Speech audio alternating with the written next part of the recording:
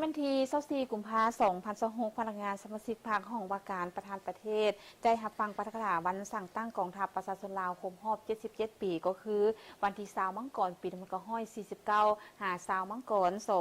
2026 และมอบเหรียญกา 50 ปี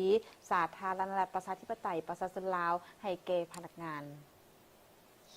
ได้พิธีทานอินทปัญญาเขียววงพระจันทร์ห้องหัวหน้าห้องว่าการประธานประเทศได้ประกาศหวนคืนถึงประวัติการกำเนิดของกองทัพประชาชนลาวผลงานศาสนาและการเติบใหญ่ขยายตัวของกองทัพประชาชนลาวในแต่ละระยะโดยเฉพาะระยะดำเนินการปฏิวัติต่อสู้ปลดปล่อยชาติระยะปฏิวัติ2นาทียุทธศาสตร์ปกปักรักษาและสร้างสรรค์พัฒนาประเทศชาติ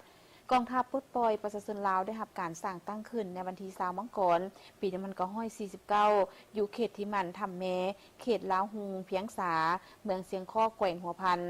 ท่านไกรสอนพรหมวิหารได้ประกาศสั่งตั้งกองราชวงศ์ขึ้นอย่างเป็นทางการโดยแม่นท่านเพชรสวงศ์เป็นหัวหน้าการทหารท่านศรีสวัสดิ์แก้วบุญพันธ์เป็นหัวหน้าการเมือง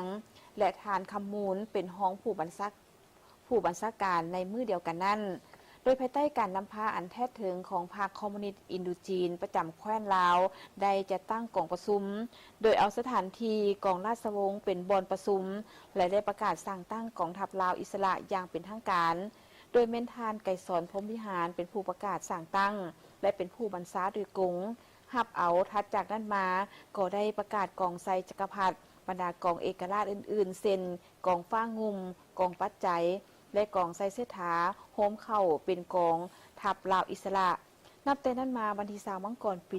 1949จึงกลายเป็นวันประวัติศาสตร์แห่งการสร้างตั้งกองทัพประชาชนลาวสู่หบมีไซและเติบใหญ่ขยายตัวภายใต้การนำพาอันปีศาจสามารถสลัดซองใสของพรรคประชาชนปฏิบัติลาวกองทัพประชาชนลาวได้ผ่านพาอุปสรรคนานาประการที่เต็มไปด้วยการเสียสละอันใหญ่หลวงในภารกิจต่อสู้ปลดปล่อยชาติเฮ็ดสำเร็จภารกรรมประวัติศาสตร์ที่พรรคและประชาชนมอบหมายให้อย่างมีไซ